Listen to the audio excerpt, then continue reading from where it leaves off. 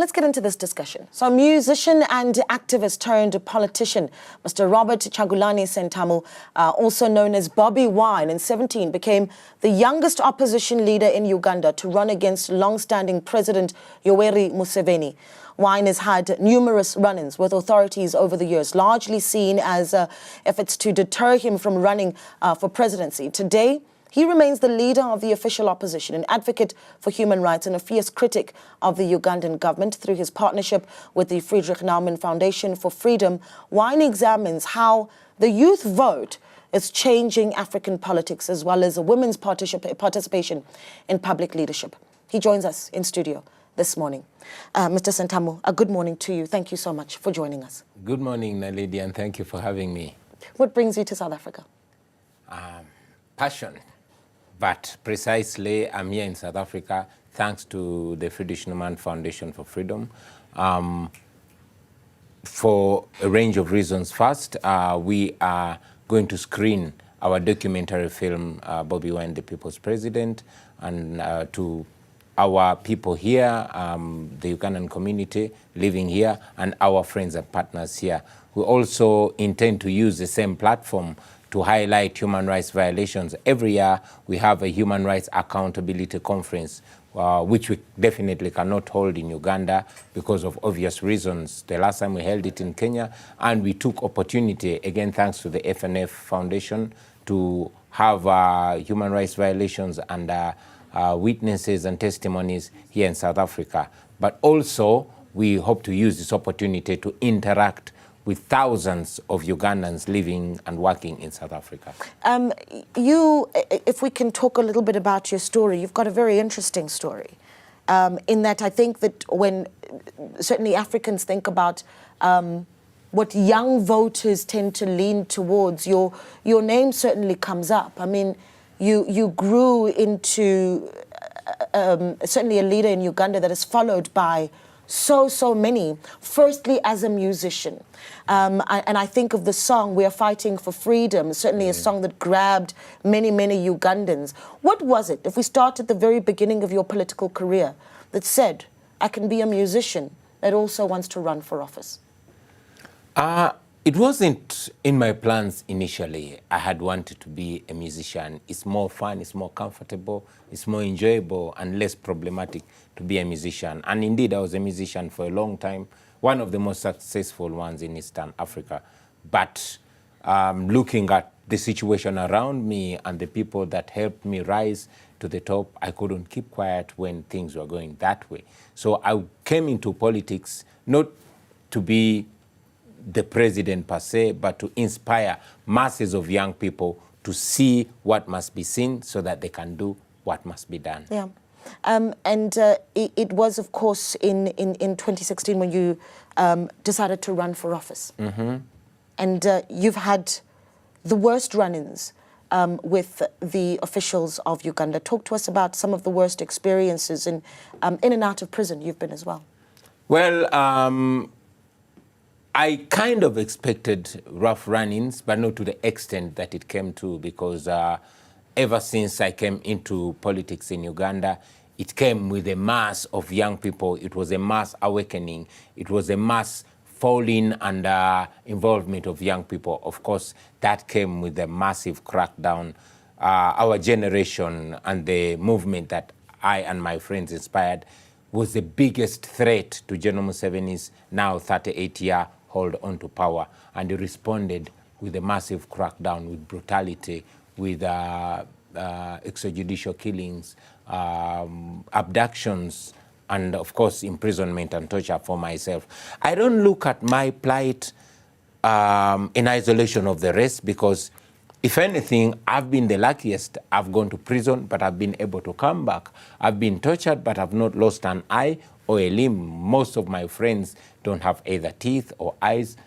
Many of them were taken away, never to be seen again. So it has been a crackdown on not just me, but on a generation, on an idea, on the young people, because that was the only way to respond to us effectively. Yeah, it was in 2017 as you were running for those elections, of course. And if we really just zone in on just how much you've been through with the run-ins with the officials, you take us back to campaigning in Luka district. Yeah, before Luka district. The arrest and then going back to Luka district. Yeah, sure. Like I said, it didn't begin in Luka district. I survived an assassination where my driver was shot, and that was 2018. I was taken to military detention, tortured badly, many of my friends killed. But again, that only emboldened me. And in 2021, I ran against General Museveni. During the campaign itself, I was arrested in Luka district, prompting massive demonstrations and protests. In that time alone, in 2 days, 18th and 19th of November 2020, just a month to the elections, there was a massacre where more than 150 people were killed, including women, children, and the elderly. Although the regime in Uganda only admitted to murdering 54, but hundreds were killed. We did not stop, but neither did they stop. Abductions continued to the present day. So it has been an ongoing effort by us to free ourselves, but also by them to stop us from breaking the chains. Part of the thing that I suppose emboldened you in your wanting to run for office was watching how the government of Uganda in 2017 sought to reform the constitution to allow for President Museveni to continue leading the country and capping, there was of course a cap on the age limit. Take us back to that, because many South Africans may not know exactly what took place and what the leader, that is President Museveni, would have done to extend his term of office. Yeah, it would be more helpful for the people of South Africa and Africa to understand that General Museveni took power in 1986 when I was only 4 years old, and he has been in power since then. Having said, and notably so, that the problem of Africa in general and Uganda in particular are the leaders that overstand power, but he has been extending his hold on to power. Yes, we had a constitution, but it was first amended forcefully by him in 2005, removing term limits. We initially had term limits, but when he had, outlived all his terms, he changed the constitution in 2005. So when time came and he was held back by age, that was in 2018, again, he, using the military, of course, raided the parliament. You must have noticed the world saw with surprise and shock a fight that ensued in the parliament when the military raided the parliament. Ultimately, forcefully again, the constitution was changed to allow General Museveni to rule forever. That is exactly what prompted me to challenge this guy, because to challenge him now, we needed a protest vote, and that could only come from the young people. It should be noted that Uganda is the second youngest country in the world, with more than 85% under the age of 35. We have a country where more than 85% have never seen another president. Well, I was 4 years when he came in, so I can also claim I've never seen another president. That is how it has been in Uganda. So that pushed me to challenge the guy, and indeed, we challenged him, and the world knows that we defeated General Museveni, although he held on to power by force. It's interesting because you talk about, running for that election where the president of Uganda essentially said, well, I'm going to stay in power and will reform the constitution to allow me to do so. Let's talk about free and fair elections in Uganda. Where do you rate elections in Uganda? In Uganda, we don't have elections. We have rituals, because we cannot claim it's an election where the main opposition challenger, where the main challenger is arrested on the nomination date, where the main challenging party is not allowed to organize or to move around the country. We had what we call the election in a full blackout. The internet was switched off, or radios and TVs were switched off. International observers, notably the European Union and United States observers, were blocked from entering the country. We went into an election where all of my campaign team was rounded up on an island and detained. Many of them remain in prison on the present day. So we cannot say we had an election, we had a ritual, but whatever it is, we challenge General Museveni, and that messed up election, still, he could not win the election. They could not count the votes. They just came up with numbers wherever they got them from and announced a winner. It's interesting, you arrive in South Africa at a time when we've just come out of an election. Yeah. We're busy forming the 7th administration of our country. What do you observe about South Africa's democracy? Wow. Clearly, South Africa is not where it wants to be, but it's definitely where many of us desire to at least reach. You know, here people are voting issues. Back then, we are looking for a vote. We are looking for a voice. We are struggling for our vote to matter. So there are different things. Of course, we know that many people take for granted what they have. If I was in South Africa, I would be super glad. The young people in South Africa sometimes take it for granted that they don't even go out to vote. Young people in Uganda are struggling for the opportunity to vote and to have their voice count. So South Africa, with its challenges, is definitely where many of African countries, and particularly in Uganda, desire to be. We say a lot of the time on the continent, and you say Uganda is one of the youngest, the second youngest country in the world. We say a lot about the continent, that the continent is incredibly young, that the population of this continent is young and growing and wanting to see change.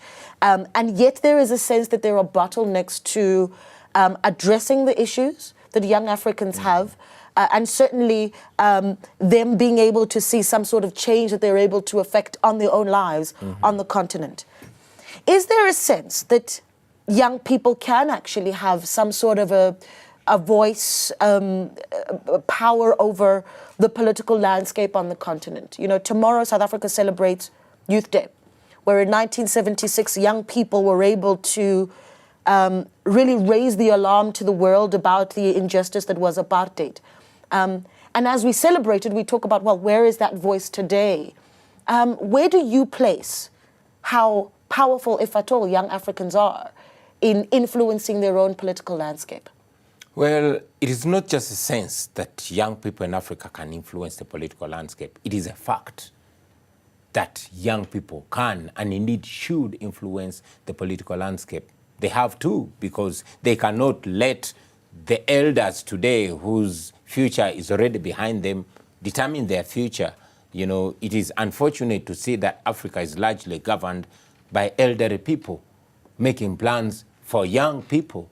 And I think it should be a clarion call all over Africa for young people to get actively involved in the politics of their country, their countries, because they indeed can. Historically in Africa, all the change that has been inspired and achieved has been done in youthful times. Look at the days of Mandela.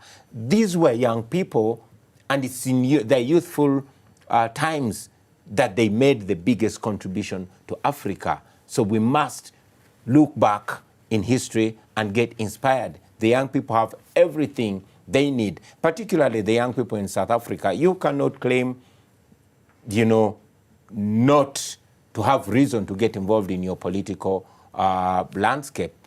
We in Uganda are desiring, if we had what the young people in South Africa had, maybe we would even influence more. So I want on this program to encourage the young people of South Africa and in all other democracies in Africa not to take for granted the opportunity that they have. Yeah. I think one of the exciting things about being young in this era is that access to information is so important.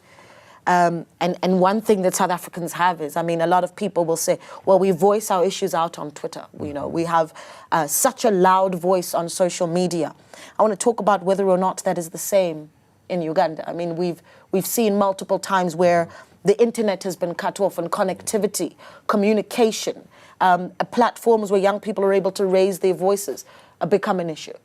It's definitely useful, and it's the same everywhere, not only Africa, but all over the world. At least we have space on social media, largely safe.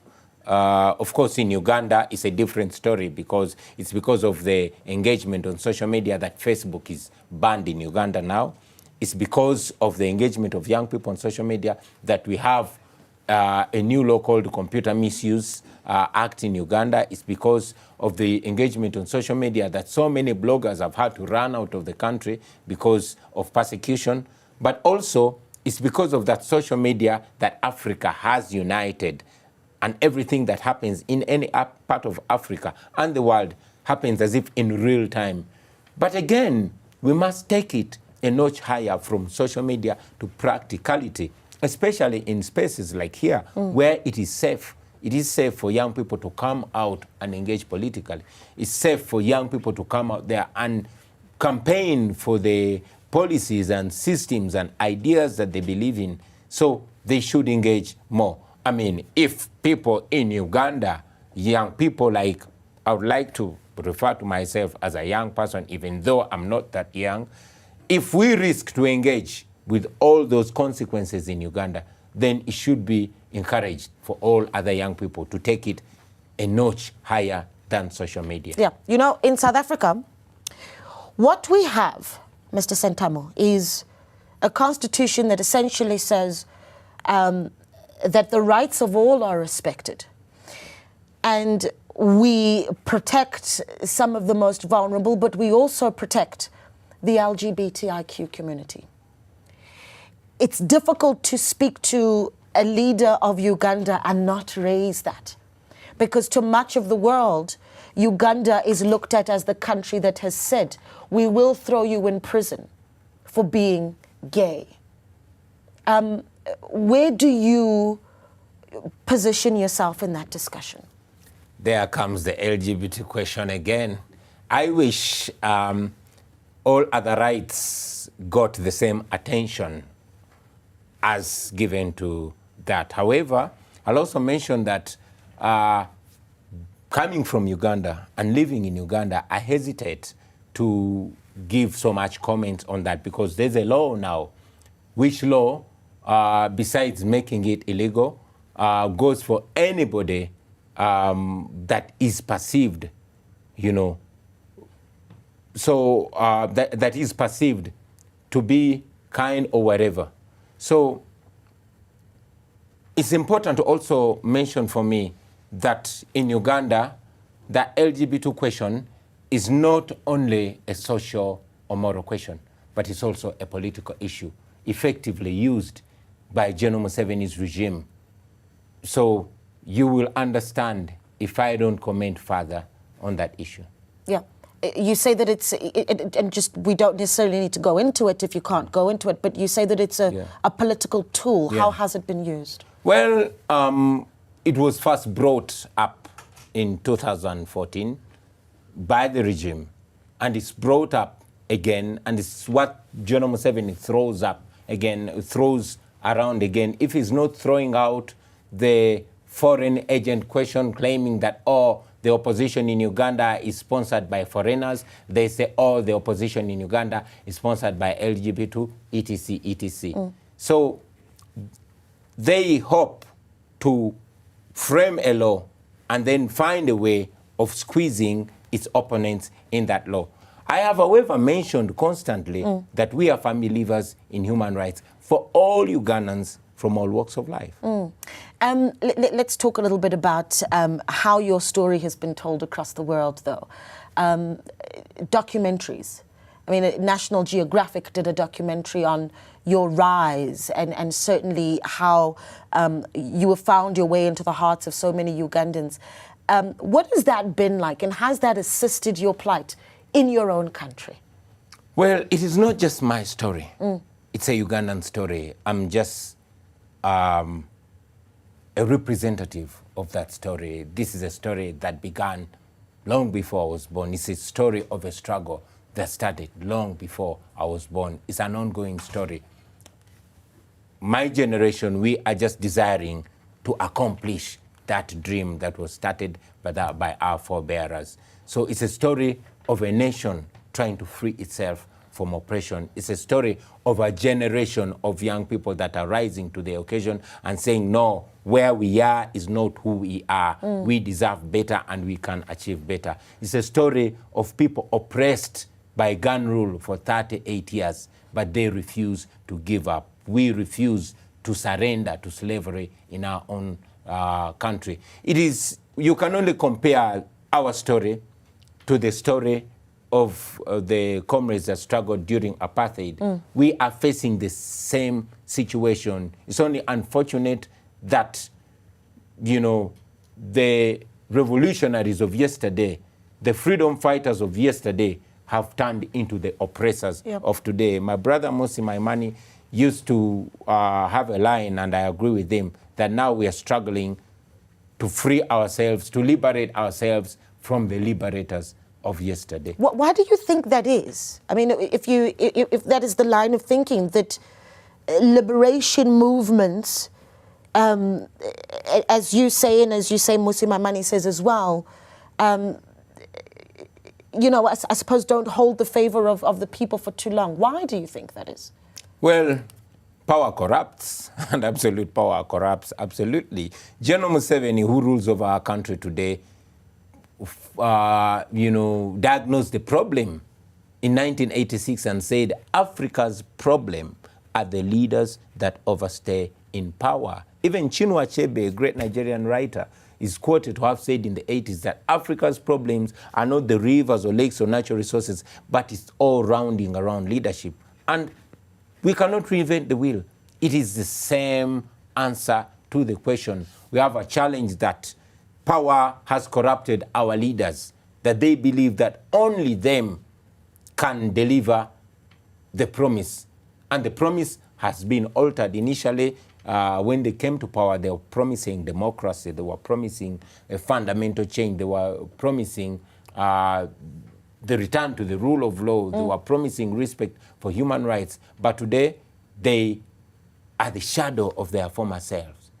They don't want to remember who they were when they were our age. So that's why we are taking it upon ourselves to shape up a country and a continent where we shall grow old, where our children will not hold us accountable for folding our hands as the nation and continent goes to the dogs.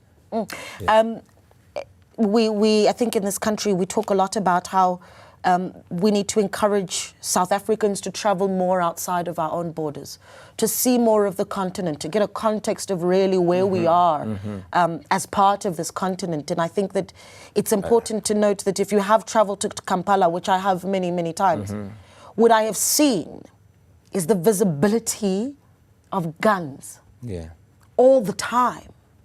And I want to note that, because I think that says something about where you are as a country when you enter a building and there's an AK-47 at the door. I mean, explain what that is. What kind of state is that? It's a state of fear. It's a state of deceitfulness. Interestingly, most leaders in Africa, especially our own General Museveni, claims that they brought peace. But the kind of peace where you have to see an AK-47 at every turn, it's not peace, as we have been told that peace is not just the absence of war, but presence of justice and dignity for everybody. We cannot be at peace when we're not free. So those guns are keeping people oppressed. Those guns are meant to intimidate people. I'm very glad that you mentioned that people in South Africa should take a walk around Africa. They'll learn two things, among others. One, that they are Africans. And that will teach them to be friendly to other Africans, especially those that were friendly to them during the struggle against apartheid. And secondly, they will learn not to take for granted what they have, because it is not very far away from extinction. I'm out of time, unfortunately. In just a few moments, the National Council of Provinces will be appointing their leadership. Yesterday, the National Assembly appointed the leadership of the legislative arm of our state. Very soon, we'll be talking about cabinet leaders as we form another government, the 7th administration. Some have called this election for South Africa pivotal. They've said this is tantamount to the 1994 of South Africa, when essentially South Africans got the vote. Your message to South Africans as we celebrate Youth Day tomorrow, as we form this new administration, and as an African? Please ask the question again. Yeah, what is your message to South Africans as we form this new administration? Well, first I want to congratulate them for having gone through an election, whichever way it went. You know, at least in South Africa, the people choose. Whatever they choose, I hope it works for them. But again, I want to remind them not to take it for granted. Yeah. But most importantly, to the young people of South Africa, as they celebrate the Day of the Youth tomorrow, to know that everything is happening today because of the decisions and choices that were made yesterday. Whatever is going to be happening in South Africa, and indeed in Africa, in the next 10, 20, 30 years, depends on what is being done today. What you have not contributed to is not going to happen in your favor. If you don't stand up, nobody's going to see you. And if you don't speak out, nobody is going to hear you. Yeah. So get involved. Finally, not only to South Africans, but to all Africans, please know that your freedom is not isolated to you. Let us remember the words of Kwame Nkrumah, that Africa cannot be free unless all of Africa is free. And the world cannot be free. I mean, you cannot be free unless the rest of the world is free. While you look at the plight of the people of South Africa, the black people of South Africa, look at the plight of the people of Congo, look at the plight of the people of Sudan, the people of Gaza, the people of Ukraine, and all over the world. Let us stand for humanity. Yes. Wherever. I need to squeeze one in. What's next for Bobi Wine? What's next for Bobi Wine? Trying to stay alive is my most important goal. Then the rest will be a bonus. It's been an absolute pleasure having you in studio. And thank you so much for speaking to us. An absolute pleasure. Mr. Robert Kyagulanyi